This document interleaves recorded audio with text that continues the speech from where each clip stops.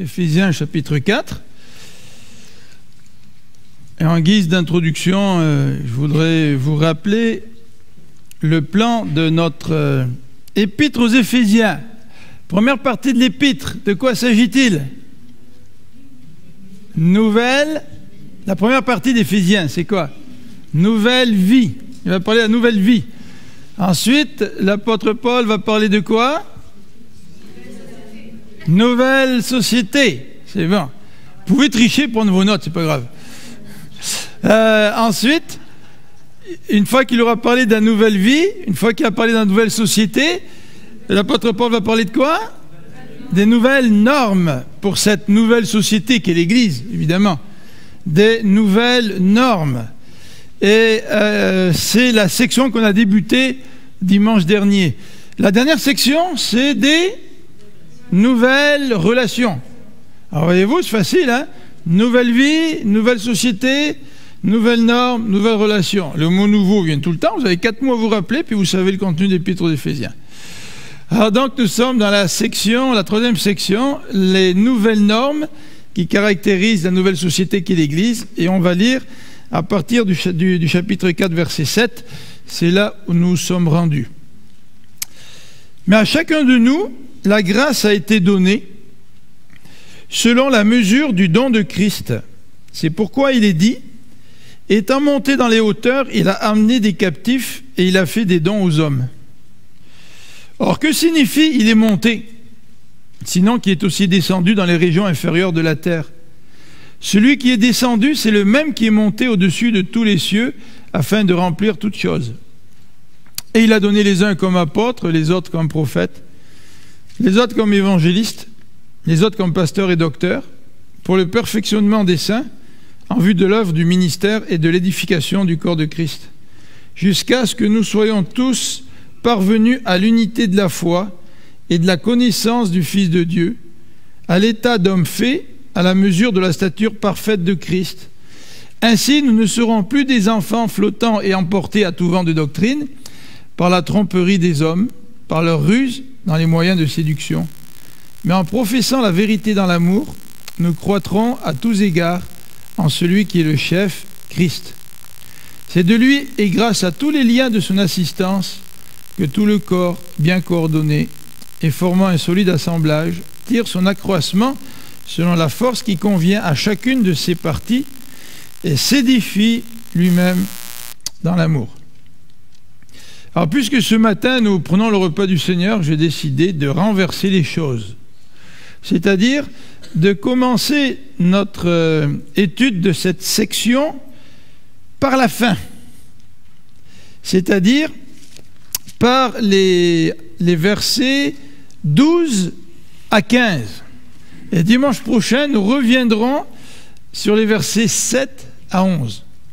Alors j'ai pensé que cette section, à partir du verset 12, convenait mieux pour un repas du Seigneur. Dans les quelques versets que nous venons de lire, vous avez certainement des questions. Qu'est-ce que ça veut dire? Il est monté, sinon qu'il est aussi descendu dans les régions inférieures de la terre. Qu'est-ce que ça veut dire, ça? C'est une citation d'un psaume, et on regardera ça la semaine prochaine.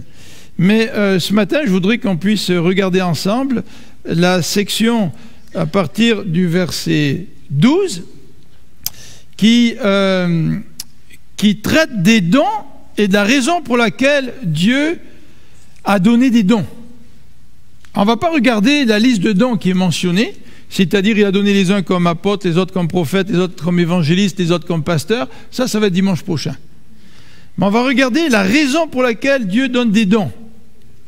Et c'est intéressant parce que dans les versets 1 à 6, l'apôtre nous appelle à vivre selon la manière digne de la vocation qui nous a été adressée. Et l'apôtre Paul parle de l'unité. Il y a un seul baptême, il y a un seul esprit, il y a un seul corps, il y a un seul Dieu, etc.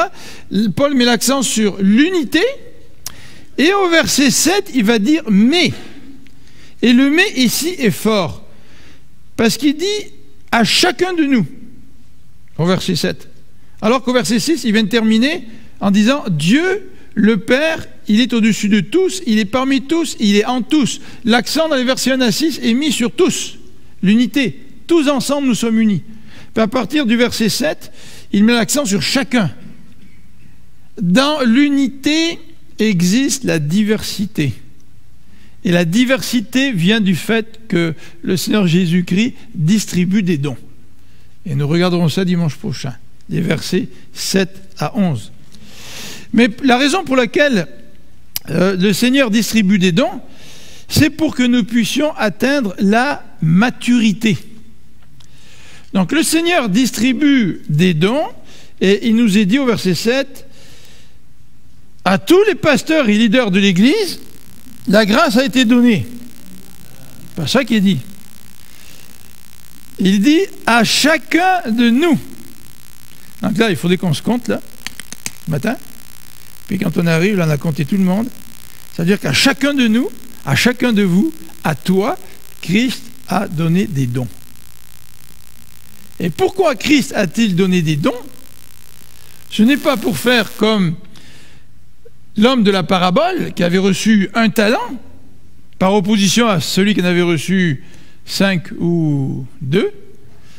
Il a pris son talent, puis il l'a caché. Puis quand le maître est revenu, il a dit, j'avais peur de toi, tu es un homme dur et sévère, puis j'ai caché mon talent pour pouvoir te le donner. Alors que les autres avaient pris les talents, qui est une pièce de monnaie, hein, c'est pas les dons là dans la parabole, c'est une pièce de monnaie. Les autres avaient pris l'argent, il avait fait fructifier, puis quand le maître est revenu, celui qui avait reçu 5 talents, il en a donné 10. Celui qui en avait reçu, je crois, 2, il en a donné 4, ainsi de suite. Mais celui qui en avait reçu 1, il n'a rien fait fructifier du tout.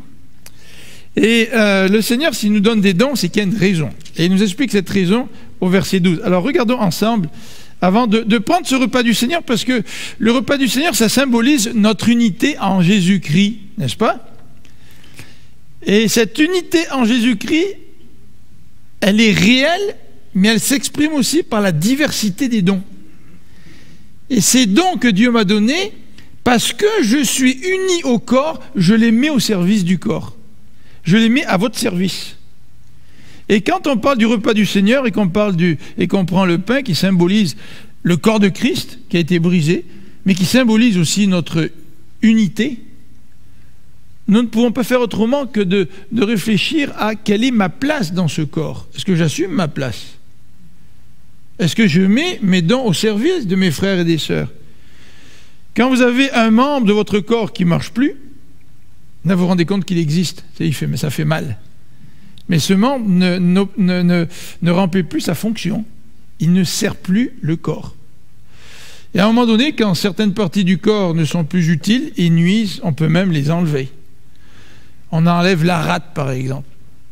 Puis les médecins disent que la rate ne sert pas à grand-chose, je ne suis pas un spécialiste là-dedans, mais en tout cas, quand on t'enlève quelque chose, on t'enlève un doigt, on te coupe une jambe, parce que la gangrène est mise là-dedans, ben, tu perds quelque chose. Mais tu fais partie du corps, tu es un avec le corps, malgré la diversité. Et le fait que Dieu nous a donné des dons, et qu'on les mette au service des autres, est le reflet de notre unité les uns avec les autres. Alors regardons ensemble la raison pour laquelle Christ nous donne les dons, puisque ce passage nous dit au verset 7 que ces dons nous ont été donnés selon la mesure du don de Christ. Alors, Dieu nous donne un modèle au verset 12. Et j'ai mis les petits mots en grec pour ceux d'entre nous qui ont fait des cours de grec, comme ça ils sont contents de faire un peu de révision, là. Mais, et aussi pour mieux comprendre, pour nous qui connaissons certains mots comme diakonos ou diaconia, vous connaissez ce mot-là, hein, qui veut dire service ou ministère, pour nous aider à mieux comprendre. Verset 12. Alors, Dieu a donné des dons pour le perfectionnement des saints, en vue de l'œuvre du ministère et de l'édification du corps de Christ. Alors, vous avez 3 termes ici. Dieu nous donne un modèle pour que son Église puisse grandir. Quel est ce modèle? Mais ce modèle se résume dans les 3 termes qui sont à l'écran. Et le premier terme est traduit par équipement ou formation. Alors nous, ici, dans la version que j'ai, c'est pour le perfectionnement des saints. Mais peut-être perfectionnement ne nous fait pas penser à tout ce que le mot veut dire. Mais dans l'original, le mot veut dire que Dieu a donné des dons à tout le monde pour que nous puissions être formés, pour que nous puissions être équipés. Et vous pouvez dire, ouais, mais les pasteurs, ils sont payés, ils ont une formation, c'est eux qui doivent équiper les autres. Quoique ce n'est pas tout le monde dans les églises qui pense là. Mais les pasteurs aussi ont besoin d'être formés. Et si dans l'église, il y a quelqu'un qui a le don d'évangéliste, par exemple, et que moi, je n'ai pas le don d'évangéliste, ben, je vais être aidé, formé par celui qui a le don d'évangéliste. Donc, la raison pour laquelle Dieu donne des dons, c'est que nous puissions être équipés et être formés. Des chrétiens qui sont sauvés dans une église locale, qui rentrent dans une église locale et qui ne sont pas formés ou équipés, c'est des chrétiens qui ne grandissent pas. Vous savez que souvent, malheureusement, la plus grande majorité des gens ont de la difficulté à lire la Bible, chez eux à la maison. Alors, si ils ne lisent pas beaucoup la Bible, s'ils ne suivent pas une formation, comment vont-ils participer à la croissance du corps de Christ? Vous savez, quand j'étais à Sainte-Rose, il y a quelques années, on avait fait la formation d'évangélisation explosive avec EE. Puis vous l'aviez faite aussi ici à l'église, hein, il y a plusieurs années, il y a plus de 10 ans. Même si ce n'est pas la méthode infaillible, loin de là, même s'il y a des avantages. Mais ce qui avait été extraordinaire quand j'étais à Sainte-Rose, c'est que pratiquement toute l'église était impliquée dans cette formation-là. On était une vingtaine de personnes qui faisaient d'évangélisation, ou un peu plus. Mais chaque personne qui faisait de l'évangélisation avait 2 partenaires de prière. Donc il y avait 20 personnes qui sortaient le lundi soir, une fois par semaine, faire de l'évangélisation, ou en particulier visiter les gens qui venaient à l'église, parce que c'était ça l'objectif principal. Mais vous aviez 40 personnes qui priaient pour ces gens-là, puisque chaque personne avait 2 partenaires de prière. Alors c'est cette formation-là a développé dans l'Église toute la vie de notre communauté, au point où ça a eu de l'impact pendant une couple d'années sur toute la vie de l'Église. Pourquoi? Parce que nous avions pris au sérieux ce qui était que l'équipement et la formation. Vous savez que souvent, dans beaucoup d'églises, on pense que les leaders d'église, les pasteurs, sont des gens qui sont payés pour faire le ministère. Donc, quand on n'a pas assez, quand on se rencontre avec un pasteur, on n'arrive pas à faire le ministère, on engage un second pasteur. Puis quand on réalise qu'avec un deuxième pasteur, on n'a pas assez, on engage un troisième pasteur. Puis à un moment donné, on peut avoir un responsable engagé, pasteur à la jeunesse, un pasteur à l'adoration, un pasteur enseignant, un pasteur pour les visites, un pasteur pour la formation de disciples.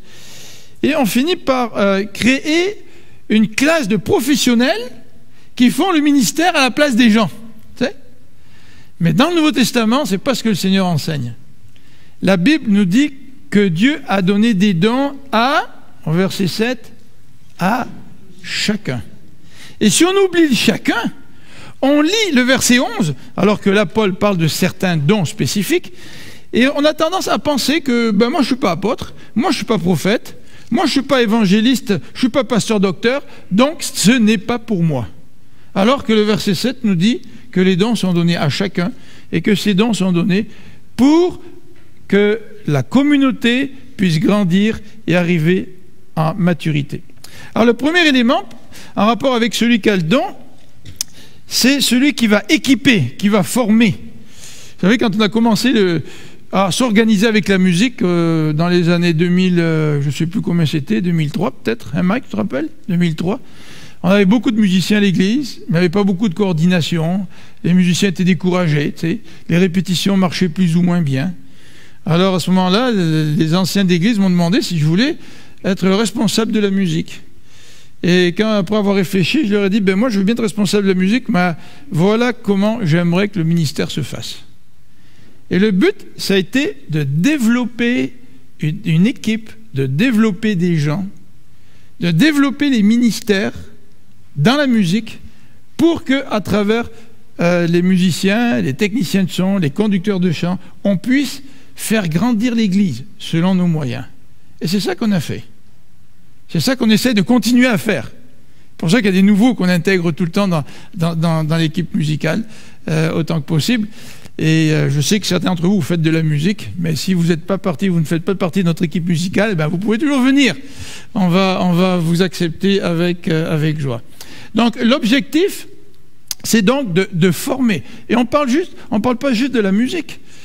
Depuis que notre ami Vincent est responsable de l'école du dimanche, on s'est rencontrés plusieurs fois, puis on s'est dit, comment on peut faire pour former nos moniteurs d'école du dimanche, pour les aider à faire leur ministère d'enseignant auprès des enfants.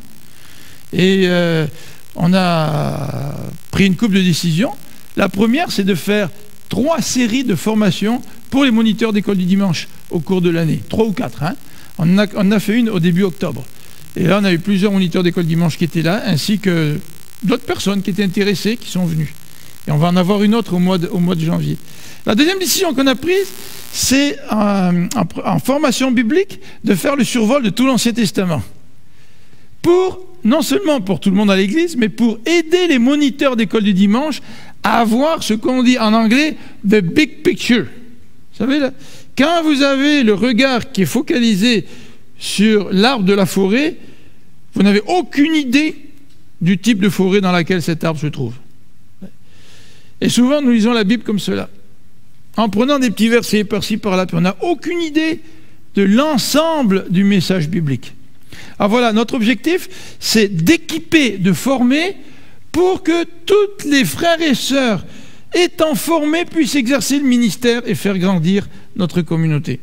Deuxième élément, dans le modèle de Dieu, vous voyez, il est question ici de service. Le texte nous dit, pour le perfectionnement ou la formation, l'équipement des saints, en vue de l'œuvre du ministère. Et le mot ministère ici, qui est employé, c'est le mot diaconia, le service. Et aujourd'hui, on a spécialisé ce terme-là, le terme de diacre. On dit, on choisit des gens dans l'église qui veulent accomplir un service, puis on leur donne le titre de diacre, puis ils font la job pour les autres. Mais dans le sens non technique du terme, nous sommes tous des diaconos. Nous sommes tous des diacres. Nous avons tous un service, la diaconie, ou la diaconat en grec. Nous avons tous un service.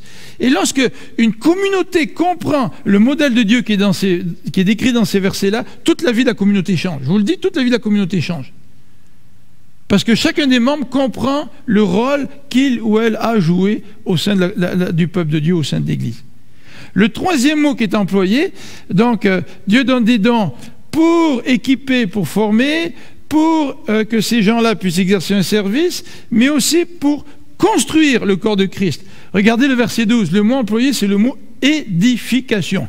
Alors nous, on a des jargons religieux, puis on parle de l'édification, tu sais, et puis on ne comprend pas toujours ce que c'est l'édification. Le mot édification, pour ceux qui ont fait des cours, là, c'est composé en grec du mot maison, oikos, maison, oiko. Vous voyez là, oiko, domé, oiko. Ça veut dire construire. Édifier, ça veut dire construire. Vous savez qu'il y a des gens qui veulent édifier les autres. Hein. Et dès qu'ils ont l'occasion, ils mettent leur grain de sel, puis ils édifient, tu sais. Puis moi, je veux édifier, tu sais. Mais s'ils prennent mal, tu sais. Puis souvent, ils blessent, tu sais. Ou souvent, ils veulent démontrer qu'ils en savent plus que les autres. Tu sais. Mais ce n'est pas d'édification, ça. L'édification, c'est de la construction. Tu construis quelqu'un quand tu édifies. Donc, tu veux que la personne grandisse. Tu veux son bien. Il y a quelque chose d'extrêmement positif dans l'édification, hein, dans la construction. Et parfois, on a oublié ce côté-là dans le milieu, quand on se sert de l'édification pour montrer qu'on est meilleur chrétien que les autres et que nous, on a le droit de les reprendre. Tu sais. Alors, voilà la raison d'être de mon service, c'est d'édifier les autres. Et le Seigneur ne m'appelle pas simplement à édifier par la parole, mais je peux édifier de toutes sortes de manières par mon service. Vous savez, c'est extrêmement édifiant, pour reprendre l'expression de notre patois. On va le traduire après. C'est très édifiant de voir des frères et des sœurs qui sont fidèles à leur ministère. Et dans l'Église, ici, il y a plusieurs personnes qui sont des modèles de persévérance. Et ça édifie. Qu'est-ce que ça veut dire quand je vois ces gens-là, puis que je dis ça m'édifie? Ça veut dire que ça me construit. C'est ça que ça veut dire. Ça veut dire que ça m'encourage, et cet encouragement sert à ma construction de chrétien. Vous vous rendez compte comment nous pouvons les uns les autres nous construire les uns les autres par notre service, par notre fidélité, par notre témoignage. Et lorsque chacun des membres d'une église comprend cela, puis rentre dans ce modèle de Dieu, il y a bien des choses qui changent dans l'église. Deuxième élément que je voudrais souligner, puis je vais passer peut-être un peu plus vite là-dessus, c'est qu'il y a un objectif à cela, au don que Dieu a donné. L'objectif, il est décrit au verset 13. Paul nous dit « Jusqu'à ce que nous soyons tous parvenus à l'unité de la foi ». Voilà le terme clé. Premier terme clé, l'unité de la foi. Deuxième terme clé, à la connaissance du Fils de Dieu. Et troisième terme clé, à l'état de personne complète. On pourrait le traduire comme ça. Complète, qui est faite, qui est à maturité. Vous savez, trois raisons pour lesquelles Dieu donne des dons à l'Église. Et chacun d'entre nous, nous avons été donnés à cette Église pour que ma communauté, j'ai été donné, tu as été donné à cette Église, pour que par mes dons, je puisse contribuer à l'unité de la foi dans la communauté. Je puisse contribuer à aider les gens à mieux connaître le Fils de Dieu, Jésus-Christ, et que je puisse aider mes frères et sœurs à acquérir cette maturité. Vous savez, l'expression « homme fait », c'est ça que ça veut dire, quelqu'un qui a une maturité. Donc, l'unité de la foi, vous allez me dire, mais pourquoi l'unité de la foi? Alors, la Bible dit qu'il y a une seule foi, c'est vrai, Paul le dit au début du chapitre 4. Mais vous savez que le Seigneur nous appelle à grandir dans la foi, hein? Et à être unis dans cette même foi en Jésus-Christ, à grandir dans cette foi en Jésus-Christ. Et vous êtes des outils que le Seigneur a placés dans cette Église pour que moi, je puisse grandir dans cette unité de la foi. La connaissance de Jésus-Christ. L'apôtre Paul, il dit, il n'y a rien de plus excellent que la connaissance de Jésus-Christ. Il regarde tout le reste comme de l'ordure. Tout le reste, là, c'est rien à côté de la connaissance de Jésus-Christ. C'est un petit peu comme quand quelqu'un est en amour, là, et puis il n'y a rien d'autre que les rendez-vous, tu sais. Puis il est tellement content d'aller voir sa belle, là. Il commence à acheter du parfum, tu sais, il ne s'achetait jamais ça avant, tu sais. Et puis toute sa vie est centrée sur ces moments qu'il va passer avec elle, tu sais. Il se prépare, il en rêve même presque, tu sais. Puis il parle que d'elle, tu sais. Il casse les pieds à tout le monde à côté dans la famille, tu sais. Mais il aime, tu sais. La connaissance de Jésus-Christ. Vous savez, quand par nos dons, nous contribuons à ce que nos frères et nos sœurs connaissent davantage Jésus-Christ, c'est extraordinaire. La connaissance de Jésus-Christ est extraordinaire. La connaissance du Créateur. Il a créé Jésus-Christ les cieux et la terre. La connaissance de celui qui est mort à la croix pour tous ceux qui placent leur confiance en lui. Ça, c'est extraordinaire. Que vous puissiez être utilisés par Dieu pour me stimuler à mieux connaître le Fils de Dieu, ça, c'est extraordinaire. Et on peut le faire de différentes façons. Troisième élément, l'état d'homme fait, évidemment. Vous vous rappelez que dans 1 Jean, l'apôtre parle des petits-enfants, des jeunes hommes et des pères en la foi. Je ne sais pas, il y a des gens dans l'Église qui ont plus de 50 ans, 55 ans, 60 ans. Est-ce que vous êtes des pères en la foi? Tu sais, si ça fait 20 ans, 30 ans que vous êtes chrétien, là, est-ce que vous êtes des pères en la foi? Le but de Dieu, c'est qu'on puisse grandir. Alors bien sûr, on ne va pas tous grandir de la même façon. Arrivé à 60 ans, toutes les personnes d'Église ne vont pas avoir la même maturité. Mais vous comprenez ce que je veux dire là? À un moment donné, dans ta vie chrétienne, est-ce que tu es dans un processus de croissance qui fait que tu arrives à une maturité? Ou est-ce que tu restes un petit enfant? C'est quelqu'un qui ne grandit pas, c'est quelqu'un qui a une déficience en quelque part. Si tu restes à 4 pieds de haut, tu as un problème de croissance en quelque part. Et spirituellement, Dieu a donné à l'Église chacun d'entre vous pour que par vos dons, vous puissiez vous aider les uns les autres, que nous puissions nous aider les uns les autres à grandir à l'image de Jésus-Christ. Parce que quand on connaît le Christ, nous portons l'image de Dieu en nous, de Christ en nous. Et quand nous connaissons le Christ et que nous arrivons à l'état de maturité, c'est que l'image de Christ en nous a tellement grandi qu'elle éclate. Elle éclate autour de nous. Les gens voient que nous sommes chrétiens, que nous appartenons à Christ. Ils savent que nous sommes fils et filles du Dieu vivant, co-héritiers avec Jésus-Christ. Donc c'est ça l'objectif de Dieu quand il donne des dons. C'est ça que Dieu veut pour chacun d'entre nous. Dernier élément, avant de prendre ce repas du Seigneur, c'est celui-ci, c'est les conséquences. Regardez les conséquences. Alors, il y a des conséquences positives et négatives au verset 14. Première conséquence qui est positive, c'est que si nous arrivons à la maturité, nous allons être à l'abri de toutes les tromperies des hommes et de toutes les fausses doctrines. Je me souviens, lorsque j'étais assistant pasteur à la Prairie, un homme est arrivé à l'église et puis après quelques temps, je suis allé le visiter chez lui. Puis il avait un baptistère chez lui. Je vous ai peut-être déjà parlé de ça. Il avait un baptistère. On se dit, mais j'ai dit, qu'est-ce que tu fais ton baptistère dans le sous-sol de ta maison? Ben, il dit, je baptise des gens. Puis là, on commence à parler avec lui, puis on se rend compte qu'il y a une drôle de compréhension de la Bible, tu sais. Puis là, ben, moi, à ma prochaine rencontre avec le pasteur avec qui je travaillais, ben, je lui fais un compte-rendu de ma visite. Puis je dis, tu sais, là, on ne sait pas trop qu'est-ce qu'il enseigne, ce monsieur-là. S'il commence à enseigner n'importe quoi, puis que les gens de l'église sont troublés, et puis qu'il commence à leur dire qu'il faut qu'ils soient baptisés une deuxième fois, tu sais, et puis...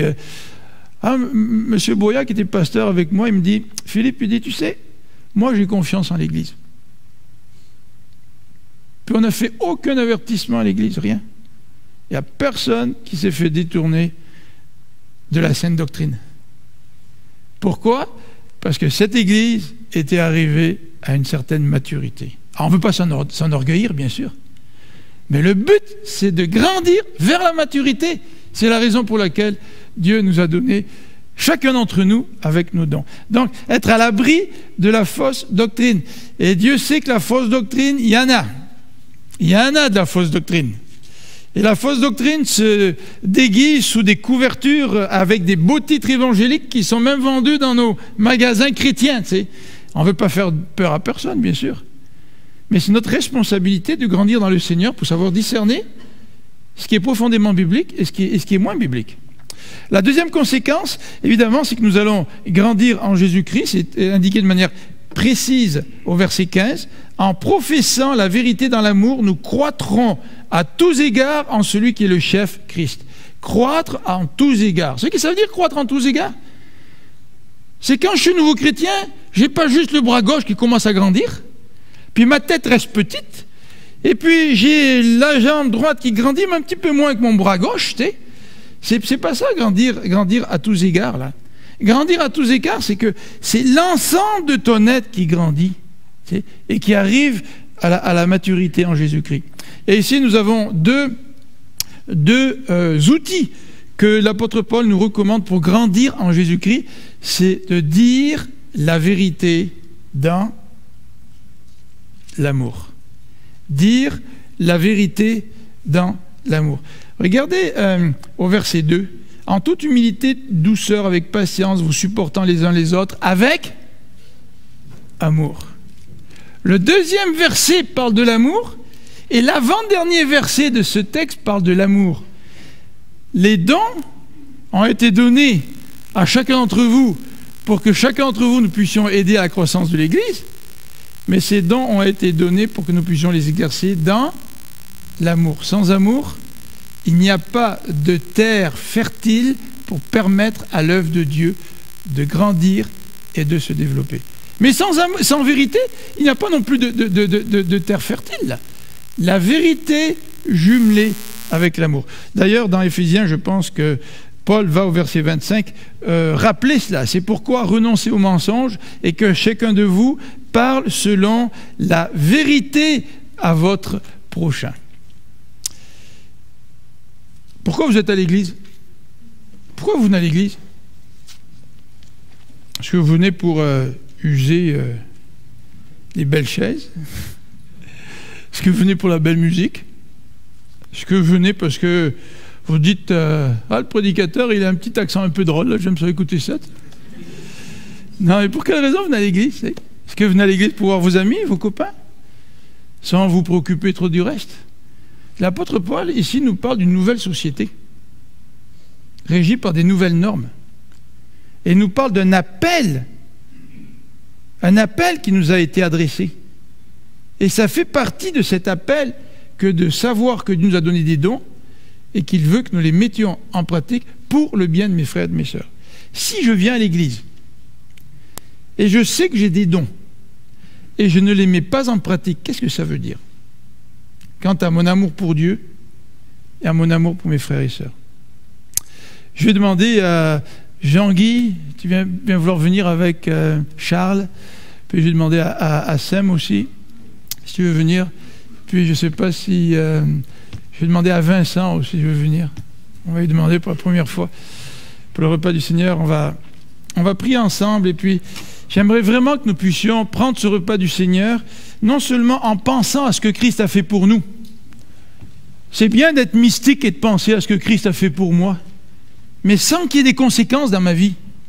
Mais quelle est la conséquence de ce que Christ a fait pour moi?